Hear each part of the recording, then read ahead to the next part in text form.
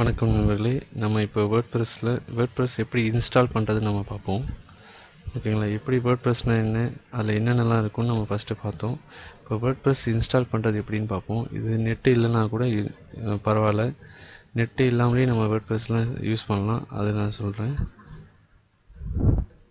பார்த்திங்கன்னா நம்ம வேம்ப் server on பண்ணியிருக்கோம். ஓகேங்களா? இங்கே பார்த்தீங்கன்னா சர்வர் ஆனில் இருக்கும், க்ரீனில் இருக்குது, ஆனில் தான் இருக்குது. இப்போ நம்ம என்ன பண்ணுறோன்னா லோக்கல் ஹோஸ்ட் அப்படின்னே டைப் பண்ணுங்கள், என்ட்ரு கொடுங்க. நம்ம சர்வர் ஆனில் இருக்கனால லோக்கல் ஹோஸ்ட் அவங்க அந்த டிஃபால்ட் பேஜுக்கு வந்துடும், மெயின் கண்ட்ரோல் வந்துடும். PHP மை அட்மின் இங்கே ஒன்று இருக்குது பார்த்தீங்களா, அதை கிளிக் பண்ணுங்கள். யுவர் அலையஸஸ் PHP மை அட்மின் கீழே வந்தீங்கன்னா காட்டும், அதை நீங்கள் கிளிக் பண்ணுங்கள்.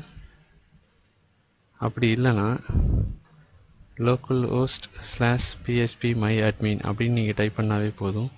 நான் செஞ்சு காட்டுறேன். localhost/php my admin அப்படி கொடுத்து என்ட்ரு கொடுத்தீங்கன்னா டைரெக்டாகவே உங்களுக்கு இந்த பேஜுக்கு வந்துடும், டேட்டாபேஸ் இருக்கிற பேஜுக்கு.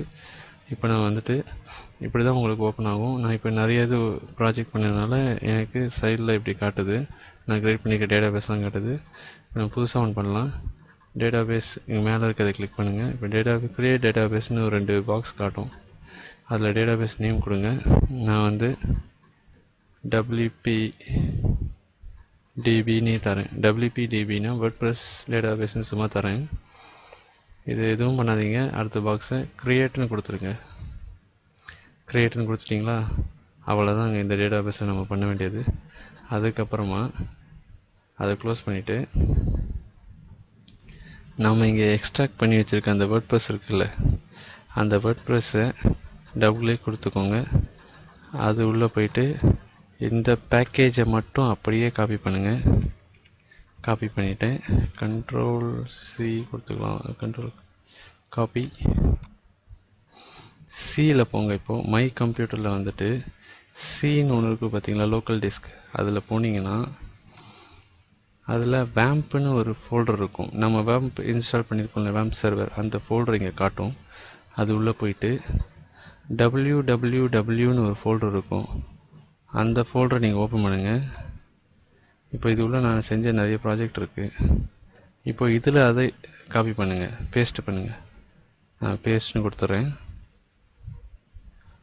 கொடுத்தீங்கன்னா அந்த வேர்ட்ப்ரெஸ் பேக்கேஜை லோக்கல் டிஸ்க் சியில் வேம்புக்குள்ளே www ஃபோல்டருக்குள்ளே காப்பி பண்ணுறேன். காப்பி ஆகிட்டுருக்கு.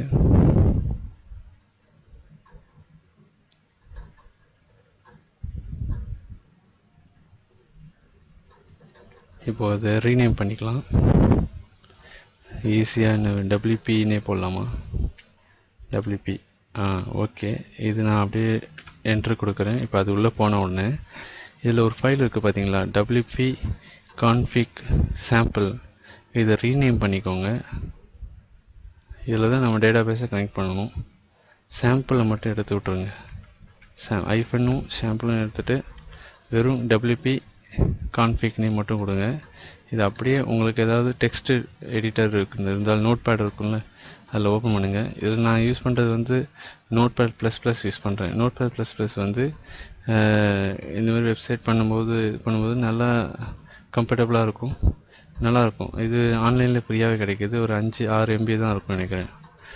ஈஸியாக டெவலப் பண்ணிக்கலாம். நான் இதில் ஓப்பன் பண்ணிக்கிறேன், Notepad++ ஓப்பன் பண்ணிக்கிறேன்.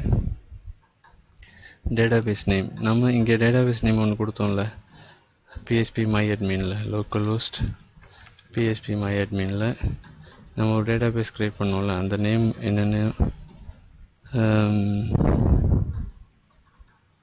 எங்கே இருக்குது,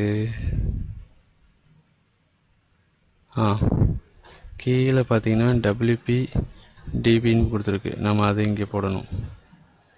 WPDB கொடுத்துட்டு யூசர் நேம் நம்ம அந்த இதுக்கு எதுவுமே தரலை. ஆனால் நம்ம இப்போ லோக்கலில் யூஸ் பண்ணுறதுனால ரூட்டுன்னு போடணும், ROOT. பாஸ்வேர்டு நம்ம எதுவுமே தரல, அதனால் அதை எடுத்து விட்டுட்டு எம்டியாக விட்ருங்க. அவ்வளோதான். அவ்வளோதாங்க இந்த செட்டப்பு. அப்புறம் அப்படியே சேவ் பண்ணிக்கோங்க. சேவ் பண்ணிட்டீங்களா? அப்புறம் நம்ம இந்த Notepad++-ஐ க்ளோஸ் பண்ணிக்கலாம். ஃபஸ்ட்டு நம்ம என்ன கொடுத்தோம்? டேட்டாபேஸ் நேம், அப்புறம் database user name. Database name நம்ம அங்கே PHPMyAdminல க்ரியேட் பண்ண நேம் WPDB. ஓகேங்களா? இப்போ டேட்டாபேஸ் யூசர் நேம் அது வந்து நம்ம லோக்கலில் யூஸ் பண்ணுறதுனால ரூட்டுன்னு கொடுத்துருக்கேன். அது ஆட்டோமேட்டிக்காக எடுத்துக்கும். பாஸ்வேர்டு நம்ம எதுவுமே தரல, அதனால எம்டியாக விட்ருக்கேன். அப்புறம் சேவ் பண்ணிவிடுங்க. சேவ் பண்ணிவிட்டு க்ளோஸ் பண்ணிடுங்க. க்ளோஸ் பண்ணிவிட்டு இப்போ நம்ம அந்த ஃபோல்டருக்குள்ளே, அதாவது லோக்கல் டெஸ்க்கு சியில் வேம்ப்னு ஒரு ஃபோல்டருக்குள்ளே wwwன்னு ஒரு ஃபோல்டருக்குள்ளே WPன்னு சொல்லி நம்ம WordPress ஃபோல்டர் நம்ம பேக்கேஜை போட்டிருக்கோம். ஓகேங்களா? இப்போ அதை நம்ம ரன் பண்ணி பார்க்க போகிறோம். அது எப்படின்னா, ப்ரௌசர் ஓப்பன் பண்ணிக்கோங்க.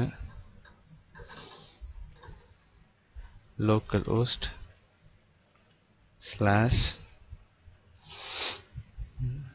/wp WPன்னு WordPress பேக்கேஜ் நம்ம இங்கே போட்டிருக்கோம்ல, WP இந்த கீழே பார்த்தீங்கன்னா தெரியும், அது உள்ள தான் நம்ம இதெல்லாம் போட்டிருக்கோம். அதனால் அந்த WPன்ற localhost /WPன்னு சொல்லி என்ட்ரு கொடுத்துருங்க.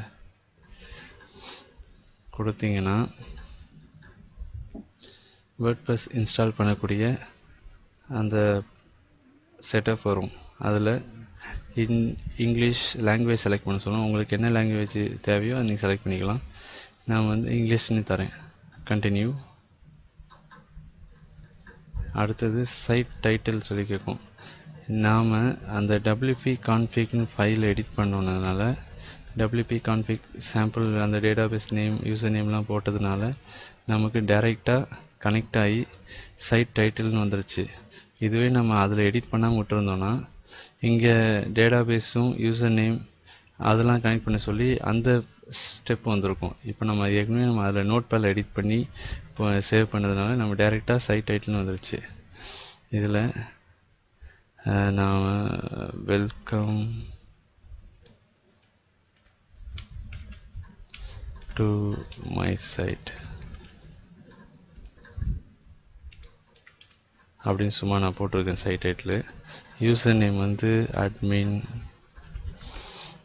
பாஸ்வேர்டு நீங்கள் செக்யூராகவும் கொடுத்துக்கலாம், எப்படியெல்லாம் கொடுத்துக்கலாம். எனக்கு சும்மா தெரியறதுக்காக பாஸ்வேர்டு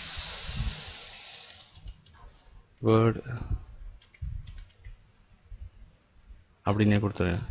அட்மின் பாஸ்வேர்டு வந்து பாஸ்வேர்டுனே தரேன். நீங்கள் இப்படி கொடுக்காதீங்க, நல்லா செக்யூராக கொடுங்க.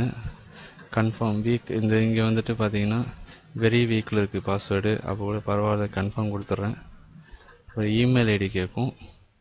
இமெயில் ஐடி வந்து உங்களுக்கு எதுக்கு கேட்குதுன்னா, ஃபியூச்சரில் ஏதாவது WordPress அப்டேட் ஆச்சு, ஏதாவது பிரச்சனை வந்ததுன்னா, இல்லை ஏதாச்சும் இன்ஃபர்மேஷன் இருந்ததுன்னா உங்கள் மெயிலுக்கு அப்டேட் வந்துகிட்டே இருக்கும், அதுக்காக கேட்குது. நான் வந்துட்டு இப்போதைக்கு கொடுக்கல. இது சர்ச் இன்ஜின் விசிபிலிட்டி, அதாவது உங்களுடைய இண்டெக்ஸ் பேஜ் ஏதாவது சர்ச் இன்ஜின் கூகுள், யாகு அந்த மாதிரி இருக்குல்ல, அதில் வந்துட்டு ஃப்ரண்ட்டில் வரணுமா, உங்களுடைய ஹோம் பேஜ் அந்த சைட்டில் தெரியணுமா அப்படின்னு கேட்கறதுக்காக இது கொடுத்துருக்கு. நீங்கள் வேணும்னா வச்சுக்கலாம், நான் விட்டுலாம், நான் இதை விட்டுட்டுருவேன். இன்ஸ்டால் WordPress கொடுத்துறேன். மஸ்ட் இமெயில் ஐடி கண்டிப்பாக வேணுமா. இப்போ மெயில் ஐடி நான் சும்மா சாம்பிளுக்கு ஒரு மெயில் ஐடி போடுறேன், demo@demo.com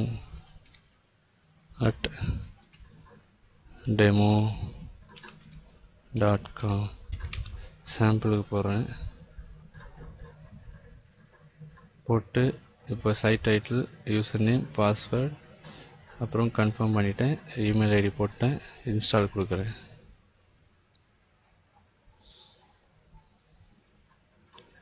கொடுத்தா அது லோட் ஆகும் கொஞ்ச நேரம்.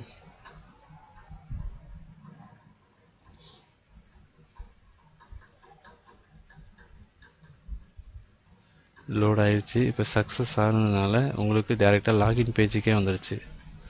பார்த்தீங்கன்னா யூசர் நேம் அட்மின் போட்டிருக்கோம், பாஸ்வேர்டு தான் போட்டோம், PASSWORD பாஸ்வேர்டுன்னு போட்டு லாகின் பண்ணுறேன். உங்களுக்கு அதுக்கான டேஷ்போர்டு ஓப்பன் ஆயிடுச்சு.